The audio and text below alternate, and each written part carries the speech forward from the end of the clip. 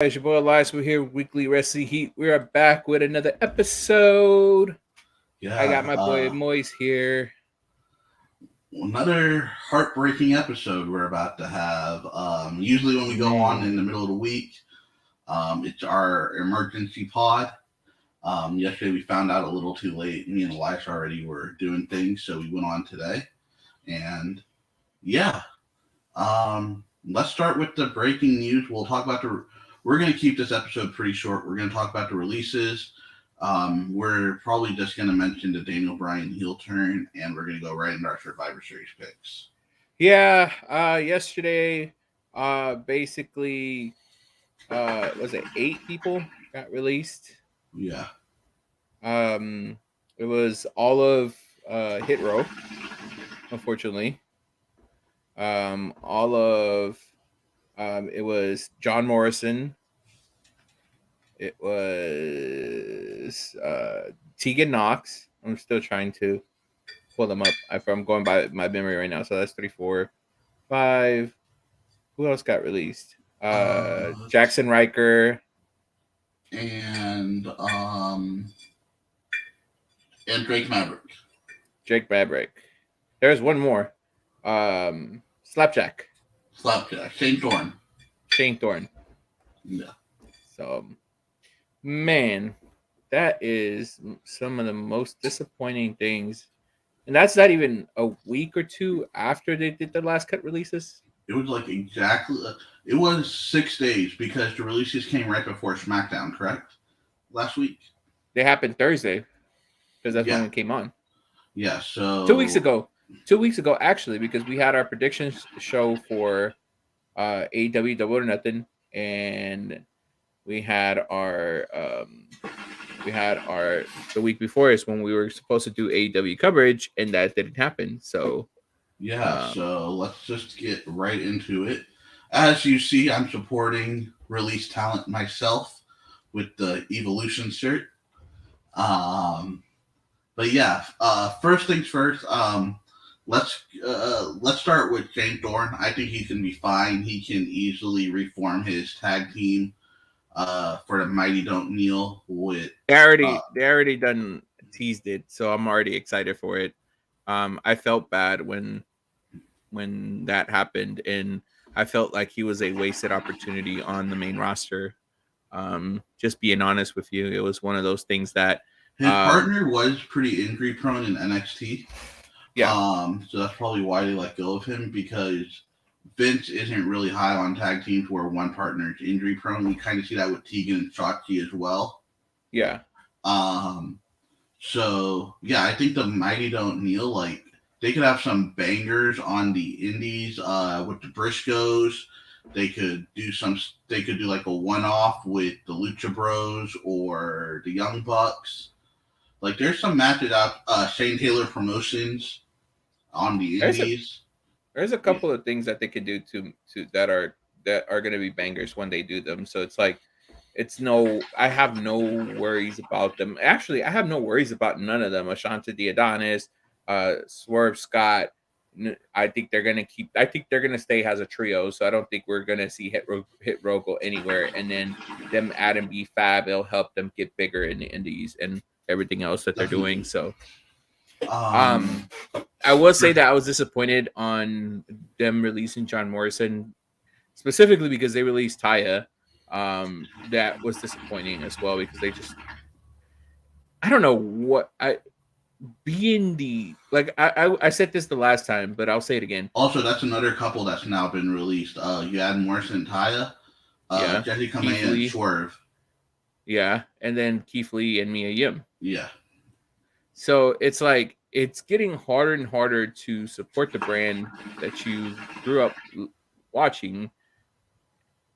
You still watch it because you still enjoy, like, the storylines that are going on and stuff like that. But being honest with you, it's getting harder and harder to want to watch it. I guess that's the best way to put it. Drake Maverick posted another video. This time it was him hyping himself up for stuff he's going to do on the indies. He's already got an endorsement from John Cena. John Cena tweeted as soon as that video came out. He's like, "This is a talent to keep your eye on." He was also very high on EC3. I would love to see those two get back together. We're most I definitely going to. I think we're most definitely going to see them get back together. I think it's one of those things that is already in stone, and they're already teasing it. And Ethan Carter's been doing really good with his free to narrative shows. He had Cardona, and then he had Braun. Now he can easily do a third one with Spud, because that match they had on Impact, that Anything Goes match. Whew, if you guys haven't seen that, go on YouTube and look that up. I believe it was either a street fight or a no disqualification match, but those guys went at it. So seeing the potential that Spud has, because I'm going back to call him Spud, fuck Drake Maverick. So, I enjoy his character. It's always been kind of like a comical character, but when he gets down and gritty, down and dirty, he gets into it and he gets it done. So I'm pretty much excited about Spud's future. If AEW is gonna come out with these trio titles that have been rumored for a minute, I would not mind seeing EC3, Spud, and Killian Dane as a team, where Spud's like, "Hey Ethan, I got a friend that I think can help us out. You tease it for a couple of weeks." I don't think Killian Dane's that big of a name, but I think AEW needs to. I think they could benefit from a Killian Dane. Like, he could be in like a Will Hobbs role where he's the powerhouse of a trio, and with the trio's titles there, if they do it, it could work out very well. Being honest with you, with the way things are going with AEW, I don't want. This is gonna sound kind of. Oh, fuck it. Let's keep it real. I don't want to see AEW continue to load their roster when they have so many people already on the roster that are not getting enough TV time. But they're getting to that 3-year mark where the contracts are going to come up. I understand that. And I think that at the same time, you still want to, like, when it comes down to releases, when it comes down to that, I understand Tony's trying to keep him. But I think that this is something, and this is interesting theory that I saw on Twitter the other day, that WWE is doing all its releases through a strategic plan that they have that eventually is going to, they want to keep a smaller roster of stars, and they want to go for what they want to go to that make them successful, or what the top people in the industry. But at the same time, they're kind of releasing this talent to help overload other companies' rosters, has it like what they did with WCW. And you know, I'm gonna be straight up, too soon for being straight up. A big fuck you to the people that comment and say, "Oh, Dana Brooke just didn't answer her phone," or Tamina turned her phone off. Like, fuck you guys. Like, don't wish for someone to lose their job. Yeah, sure, you like talent A more than talent B, but it's the holiday season. You don't want any of these guys losing paychecks. And I was kind of irritated by the Taya tweets too, which complete understand, like, she's on a 30-day, Morrison's on a 90-day. She's like, they're releasing people right before the holiday. The people on the main roster that are getting cut are going to get paid till mid-January, because we're in November right now. December, January, February, yeah. 90 days. So they're going to get paid throughout the holiday season. So how about being a little bit more thankful for the opportunity? And, like, I understand for the NXT talent, it's probably crap, like, you got 30 days that you're getting paid, and then you got to figure out what to do. Bubba Ray made a good point on Busted Open. A lot of these wrestlers, they don't have the insight like the NFL has to Rookie Semporium, where they have where they tell the rookies to save money, or to have a backup plan with their degree. Tommy Dreamer made a really good point on Busted Open, where he was like, whatever paycheck you get, 10% goes into your savings. And that's something I started living by. I was very bad at money management. Every paycheck I get now, I do what Dreamer said. I save 10% for you don't So know when you're gonna have a rainy day. so I will say this. I think I understand completely Taya's sentiments, and at the same time, you don't understand. It goes back to not understanding why WWE is doing these releases like that. It always used to be once or twice a year, but now this is like the fourth time they've It done it used in to a be year. Black Wednesday, they called it, right? Yeah. So it used to be once a year. You used to see release superstars from there, but now they're just releasing talent, which is a fault that they created on their own because of the fact that they overloaded the roster, signed everybody that they could, and then just got too stacked on the roster. So this is a problem that WWE created on their own, but at the same time, it's kind of shitty on their behalf to do that without like you just call these people up to them. Like my problem is that you just call these people up, don't utilize them to their fullest potential, and then you just release them. So it's like you ruined Keith Lee, you ruined Mia Yim that didn't even get a chance to be on the main roster. You didn't even give you didn't even get Hit Row a chance to do nothing on the roster, and they're just doing this out of You just teased Hit Row's first feud last week. and then you just release them a week later. So it's like that's And what's annoying about I the whole love situation. Top Dollar, but it's like they're saying there's heat on him, and a lot of people are like, "Oh, the heat for the Brianna, him sticking up for Brianna after she got cut because he spoke to some of the higher ups." And there was a rap he released about Jinder Mahal, which kind of was touchy, but he said he cleared it with Jinder before. Yeah. And Elias, you've actually done a couple of photo shoots at Indie Event Kinder's work. You said he's an easygoing guy. He's fun, like he gets along with everyone. So I wouldn't be surprised if he cleared it. Would Yeah, you? and one thing I like about Jinder is that he's very humble. Outside of his role when he plays a heel or when he does stuff like that. He is a very humble person, and he's one of my favorite superstars. That like regardless of what he does, I always enjoy him doing whatever he does. And Um, We had Arjun Singh on about a couple months ago. Arjun said when he had his Impact dark matches, he would stay at Jinder's place. Jinder would be like, "Yo, stay with me." so I mean, it's a lot of stuff that goes on that's going on right now. That's kind of like sad to hear because of the fact that like it really does seem that WWE doesn't give a crap about its superstars anymore. With like, and all started like 3 years ago when they started doing all these restructuring the contracts where they could let them do the social media, the gaming, the streaming stuff that they did. Like, come on, like that stuff is getting a little bit out of hand, in my opinion. With you trying to control every aspect of their life, with them trying to build their own brand just in case they were to leave. So So Roman Reigns hinted that he's gonna be going Hollywood or doing some TV show appearances, some movie appearances.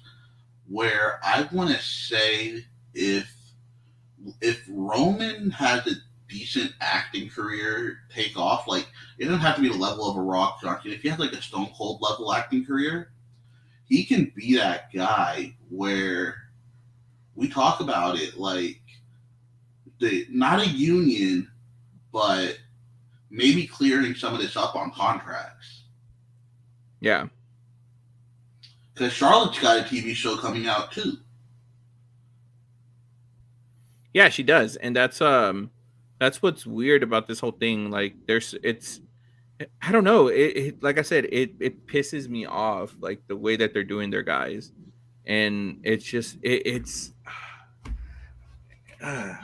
Anyways, I see all these people doing well. Moving forward, I see all these people doing well. I see all these people doing a great job with what they're doing. After those 30, 90 days, I'm excited to see Morrison and Taya be together again as a couple because when they were together, God, they killed it together. So And one thing that irritates me, which I've seen a lot of comments on, is when they're calling people up like Drake, Maverick, and Hit Row, and then releasing them to where they don't have that 30 days anymore. Now it's 90 days. That kind of irks me the wrong way. Like, just keep them in NXT if you don't have a plan for them. Yeah, like don't call them up. Like you literally just call these guys up and just. But then it's the whole money thing too. So should I be irked? Because at least they're getting paid 2 more months than the NXT guys, right? I don't know. Yeah, it's a tough thing, and it's a multi-billion-dollar business. You know, like Justin said in our group chat, like it is at the point where they're worried about their bottom line, and when superstars sign there, they gotta realize, like, hey, I got an offer from Impact, I got an offer from WWE. With WWE, I can't do my third-party deals, and they're all about the bottom line, where Impact's about putting on a wrestling show. Yeah. I hope that things get better because it is going to get to the point where the fan base is going to get tired of seeing this. And is it? It could be. I mean, okay, let me say this. It's going to get where they're going to release the wrong person and then it's going to affect them. Yeah, and we're not going to touch on who that is because we don't want to speak anything out to the world. Well, right? Not even that. We don't know who that person could be because it could be anybody that's top, that's on in the main event scene, or anybody that has a great following with the fans that could cause that. And we need to clarify, like, when some people are walking away too, you know, like some people are just not re-signing, like an Adam Cole or for Kyle O'Reilly and Kevin Owens. You know, people. It's gonna take. It's gonna be a rough year because rumors are that they're going to become more standard releases like this. So I'm guessing WWE, in a sense, is trying to protect who they invest the money in if they don't see any progression. I want to see what 2K ends up doing about this. I mean, I don't know. I know we're gonna. I'm pretty sure that the people that just got released will probably appear on 2K. Some of them, but from there, I don't know. I'm. And we last round of releases we talked about, we could see Nia come back for the Rumble, and she's the one, right? Like that we can see coming back. I think there is still something in a paying Morrison by appearance where you can bring him back in the Rumble and have that moment with Miz. Could be, but there's no telling, to be honest with you. I at this point, the way the WWE does things, I don't want to say that they are when they end up not doing it, or when they don't do anything, or just keep continuing to fuck off like that. I guess that's the best way to put it. All right. Before we get into Survivor Series, AEW last night. Really quick before that, sorry. Are you worried about the Rumble? They're gonna fill them out. They're gonna fill out the Rumble, and it's probably gonna be with like a lot of NXT guys. I'm worried. I don't think so. I looked at the rosters. There's about. Did you look at the women's roster? The women's roster, yes. The women's roster is probably going to have NXT people, and they're also going to have a couple of legends and stuff like that to fill it out. Let me touch on this really quick. Let me just tell you what my fear is. My fear is the wrong person coming into the Rumble where they don't get the pop Vince wants. And God forbid, you know, like a Dakota Kai or a Raquel are in the Rumble and they don't get a pop that Vince likes. But I'm guessing Rumble is going to be more of the hardcore fans, right? It honestly, and I'm going to say this because it's starting to be that way cross promotions, like It's what you're CM Punk getting said. There's no more casual fans. there's no more casual fans, and even Justin said I don't think there's any casual fans. I think everybody has their hardcore base, and that's what the numbers are going to stick like for their hardcore base. I think WWE is the only company out of, well, let me not say that. WWE is the company that's going above and beyond to try to bring in the casual fan by bringing in these like top legends. Like last year, they did Bad Bunny, and stuff like that, trying to They were reach going out to. to already be before the pregnancy. Yeah. So as far as AW, they're doing the same thing, but theirs is on a little lower scale. They're not like Shaq brings in people, but it doesn't bring like the Bad Bunny kind of thing. Shaq brings in people, but it brings in the people that are already watching NBA on TNT right after, or Yeah, NBA on TNT right before. When they had the programs on late at night. Yeah, like I want to see AEW do more media. Media meaning like I want to see someone from AEW go on a Jimmy Kimmel or Jimmy Fallon. I think that but would they have, really, but they have to build that relationship. And I and think it has that's to be one thing. someone big enough. Can you imagine an MJF on Jimmy Fallon? Oh my god, it would be so much fun. And that's one thing that I see that's in that I and that's one thing that I see about like these stars. Like I see MJF doing Jericho, of course, Cody. I I can think see, Jungle Boy just because of his dad. yeah, Jungle Boy has that connection into Hollywood. So you see stuff. They have the potential to be big. I'm hoping that their numbers improve once they get into TBS. But we'll see. Like I said, everything will play itself out. I agree with what Punk said, that there's no casual fan, that everything that is done now is more on a standard base. It's done as everybody has their fan base, and that's what it's gonna stick like. Like One thing I could see happening is a CM Punk going on to like a Ariel Helwani on BT Sport or a Peter Rosenberg on Spotify. Congratulations on the Spotify deal, Peter. Um, yeah, I could see like an MJF doing an interview and then like a Punk coming in, or like a Punk doing the interview and an MJF interrupting it. but they're starting to do that. They're starting to go into network television or stuff that's associated with TNT, the Time Warner people. Any stuff media that they've done is done in their stuff, radio shows, ESPN, um, like stuff like that. They're on those shows, so they're getting there. They just, I think, I will say one thing, that forbidden door that people want to be open between AEW and WWE, it's not going to go well with the AEW fan base. Because, and even the roster, if I like, I think the roster as well, apart from a couple of the people that are like don't give a crap about it, um, you'll have those anti WWE folks that wouldn't want to work with WWE. You know why I think Tony's doing the open door, and then we'll end it on this, and we'll get into AEW really quick.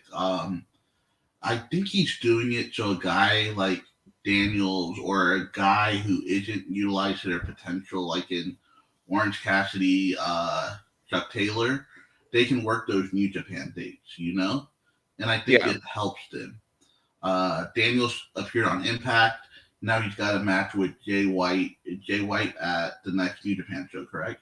yep. Um, the best friends joining Chaos. I think that could be a lot of fun. I think that's okay. We'll end it like this. I think that Tony Khan has a great mindset of allowing people to work outside of his company, but at the same time, he does have creative control over a lot of what goes on. But it takes one injury to end that too. Yeah.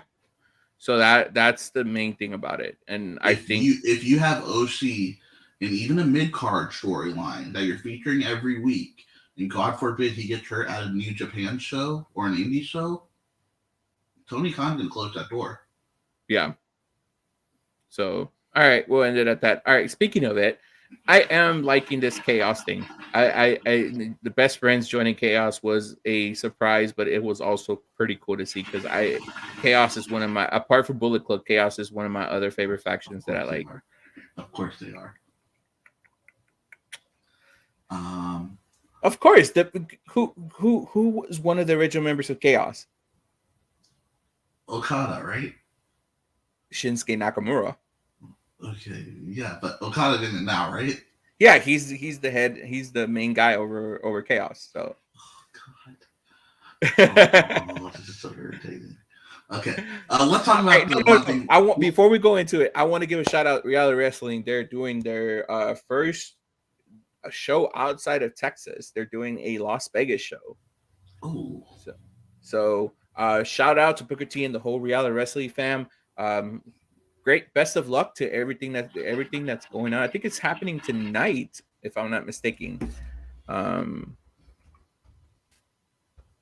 It is happening November 19th. Yep, tonight.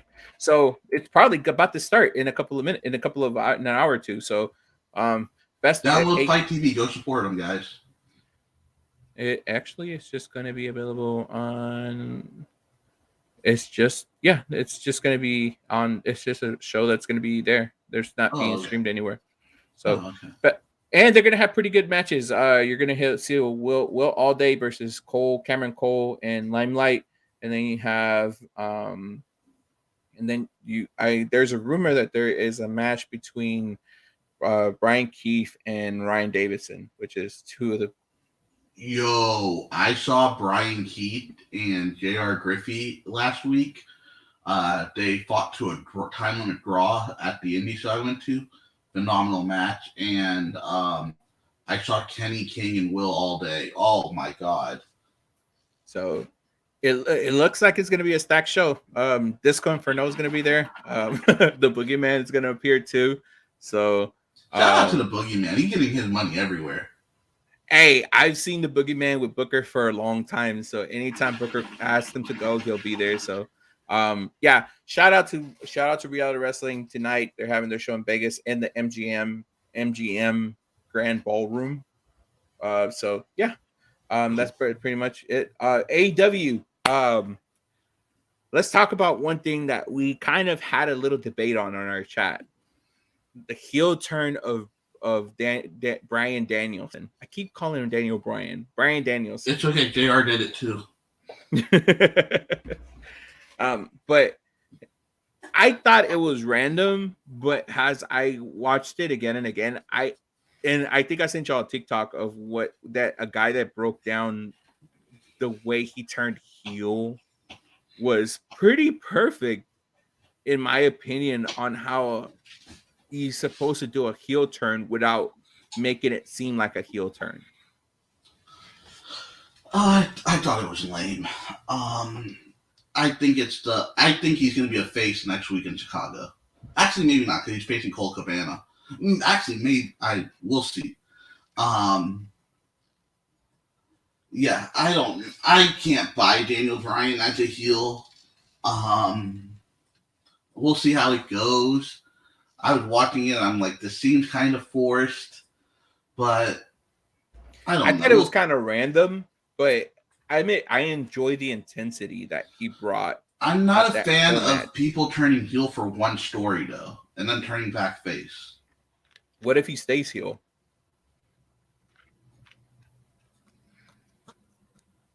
What if this is a long-term story plan until Kenny Omega gets back? Have him be the biggest heel in AEW and him consistently bring up his WWE accomplishments, and then ends up taking the title from whoever has it. No, shut up. No, he didn't need the title. No, stop. Or even if he doesn't, what if he continues to do what he's doing now and just has it run, just keeps trolling everybody? Because that's what he's doing, basically. I want to see Daniel Bryan and Darby Allin. So if you're gonna go with the heel turn, and it's not just for this feud, I want to see Daniel Bryan and Darby And I want to see Darby pick up a meaningful win because he needs it right now. Yeah, I'm not a fan that they're putting him in the storyline with the Gun Club. You're so me and Matt are really looking forward to that. We both love Billy Gunn. I will never say a bad thing about the dude. I went to his WrestleMania party with Justin LaBar. I had a great time. His kids are cool too. Just don't get me wrong. I like Billy Gunn. I just don't like the fact that it went from MJF to the Gun Club. I mean, we need filler feuds. I know. I'm just saying. They could have done Andrade. Well, Andrade has his own storyline, but they could have done something else. I think Andrade's turning face soon. I think so too, because I think that he's getting tired of MJF and FTR stuff, antics. Backstage, FTR is like, we're going to do this 8-man tag and we're not going to take payment from you. And I think MJF's going to be like, yo, you didn't pay me for last week. Ooh. And so we see the pinnacle, this separating. No, I think the pinnacle will still stay together. Okay. But going back to I do want to see that Wardlow turn. Going back to the main topic. Bryan Danielson. Do we see good things happening or no? Yeah. Maybe. I want to wait. How about that? Okay. I want to wait. Let's wait and see then.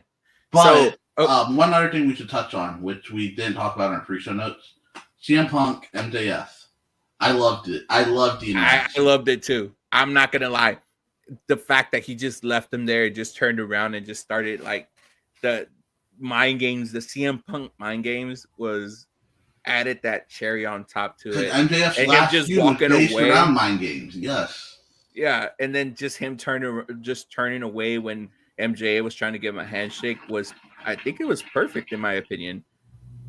Like I didn't want to see this feud for another little bit, but for the way it kicked off, it caught my interest. So I'm definitely interested. Let me throw an idea out at you. So I think Punk's gonna face Shawn Spears on a TV show, on one of the regular weekly shows. Yeah. And I think he's gonna face Wardlow on one of the bigger weekly shows, whether it's Battle of the Belt or whatever. I think they'll be the non-title match. I would love for Wardlow to go like 20 minutes with him, Wardlow shake his hand, and that's how he walks away from MJF. None of the bullshit about he cost MJF a match. Just he shakes CM Punk's hand and he's like, dude, I just shook hands and took one of the best to ever do it to the limit. I don't need you, MJF. No. You have fun with Shawn Spears, your accountability buddy or whatever you want to call him. You have fun with him. I'm gonna do my own thing. Have Wardlow go on a little win streak, and then you can bring the whole MJF story full circle around to it. I can see that. All right. So breaking news from SmackDown that has to do with Don't tell me who won the 4-way. No, I'm not telling you who won the 4-way. They added a match to Survivor Series. What did they add? To commemorate The Rock's 25th anniversary of his debut, they're doing a 25-man battle royale at Survivor Series. And what does the winner get? I had no idea. It just says it's a 25-year debut. I'm not going to crap on this because at least those guys get paid. They get a pay-per-view paycheck. Good for them. What if you have the third Uso win it? You talking about Sika, yeah. Sikoa, yeah. What if you just have Sikoa win it? It's going to be interesting to see. Whoever wins this is getting the rock bottom at WrestleMania. We agree? Maybe. I'll say that. Whoever wins this gets to rock bottom at WrestleMania to set up for next year's Mania, is what I'm gonna say. I can see that. All right, let's also Leo Rush and Dante Martin. God damn, dude, and the Acclaim, great match. Go back and watch it. It was my favorite match of the night. We'll watch it. I'll watch it again. I haven't. I didn't really keep up with. Leo Rush is such a video game character, bro. He is. He's that unlimited turbo. All right. Let's get into Survivor Series predictions. I guess we'll start with this 25-man battle royal. We'll skip it because we don't know who's in it. So let's have fun with it. I say Solomon Sikoa or Sikoa, the third Solo Uso, Sikoa, the third Uso. Yeah, he's gonna win it. I say that. Crud. I don't know. I will say I'm gonna throw a random name out there. I say Sami Zayn wins. Oh, what if Jeff Hardy wins to set up a Jeff Hardy Roman stuff? Because the Wood stuff is kind of over after this. Well, I mean, Jeff Hardy's still in the 5-on-5. Oh yeah, he is. Okay. So, all right. Tag team. The Raw versus SmackDown tag team battle is RK Bro versus the Usos. RK Bro's gonna win this. I can see RK Bro winning this. Damian Priest versus Shinsuke Nakamura. This is stupid. Why are they not building this? I want Damian Priest to win, but I don't want Shinsuke to lose. I don't either. I'll say Damian Priest wins. All right, we got two wins for Raw right now. I know. Team Raw versus Team SmackDown on the 5-on-5 women's. Bianca, Rhea, Liv, Carmella, and Zelina versus Sasha, Shotzi, Shayna, Natalya. And it was announced earlier today or yesterday that Toni Storm. I think Team Raw is going to win this one because Sasha and Shotzi can't get along. And then I have a feeling that Naomi's going to come and do something. Yeah. I don't know. I could say Team Raw wins. Yeah, I'm gonna say Team Raw wins. I think they're gonna have Liv look very strong in this match. Yeah. The 5-on-5 men's match: Team Raw, Seth Rollins, Finn Balor, Kevin Owens, Austin Theory, and Bobby Lashley. All heels, by the way. Not Balor. But Balor's a heel or a tweener. He's a tweener. He just got axed by KO's first heel turn match. He's a tweener. He's a tweener. Versus Team SmackDown: Drew McIntyre, Xavier Woods, Jeff Hardy, Happy Corbin, and I don't know who won the 4-way, so that's random person. All right, so it's either Sheamus, Cesaro, Ricochet, or Sammy. I guess so. I don't know. Okay. I think Team SmackDown wins this.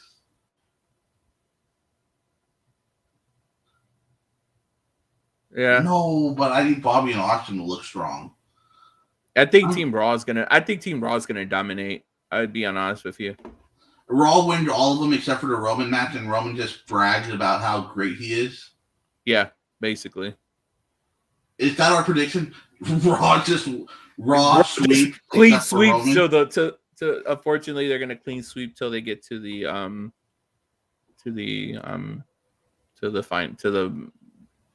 how do you think Becky Charlotte ends?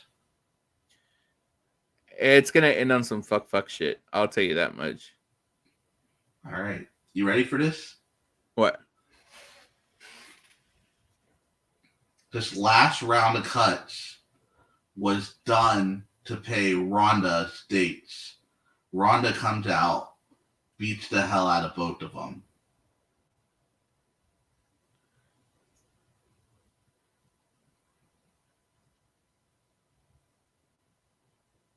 That's interesting.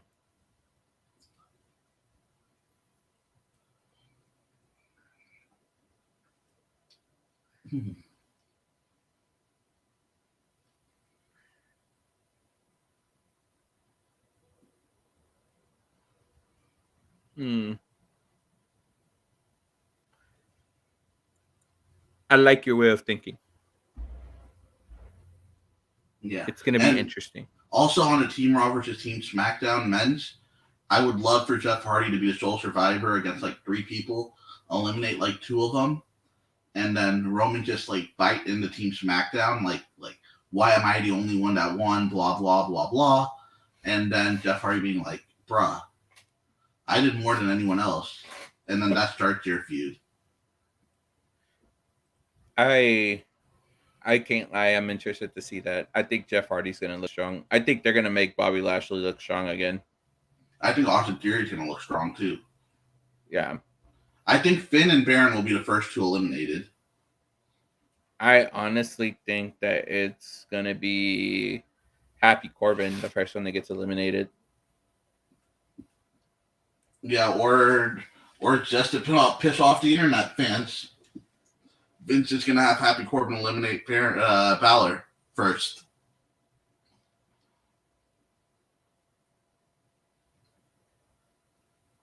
Yeah.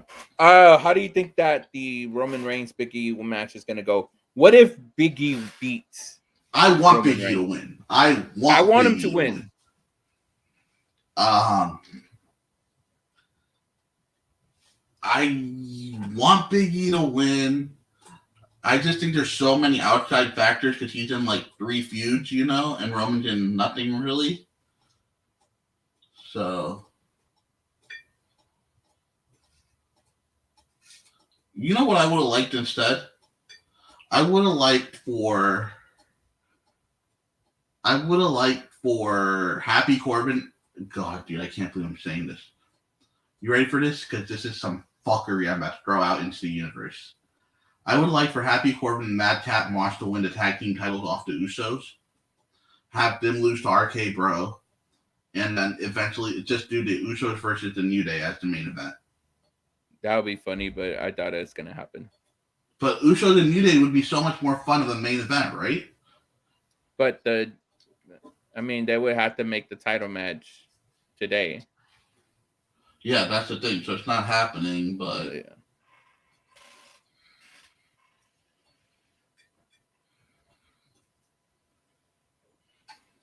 Well, we'll see what happens. We have I think Raw's going to dominate. I think Becky might end up winning the match against Charlotte. And if Charlotte wins, there'll be some fuck shit going on.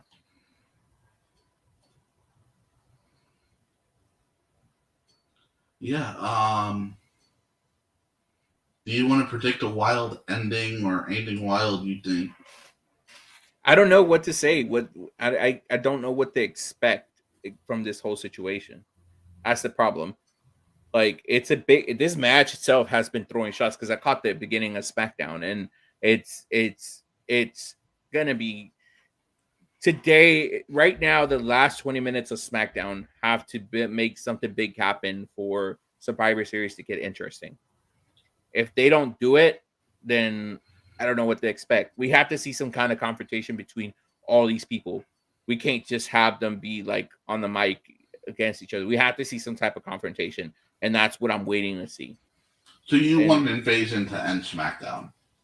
Something like that, or at least have Big E confront Roman in the middle of the ring, and let everything just all hell break loose.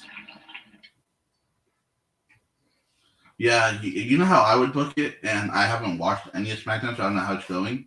I would have the Fatal 4-Way as the main event. Whoever wins starts celebrating and just get jumped by all the heels of Team Raw.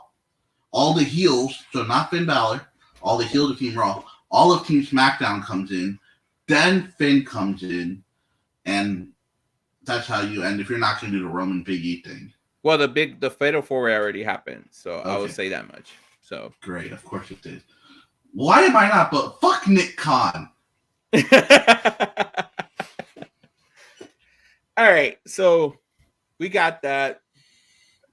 Sad news from yesterday. Sucks. Prayers go out to all the release people. Positive vibes, sending them, hoping that everything is going to be fine, guys. So, ladies and gentlemen, that is it for today's show. Yo, what's a harder job, being a veteran on NXT 2.0 We're working at 2K Games right now. Working at 2K games right now because you got to see what fucking roster you're gonna have to put on there. every month you get a change of people that you got to remove from the game. 2K22 is gonna rely heavily on the legends.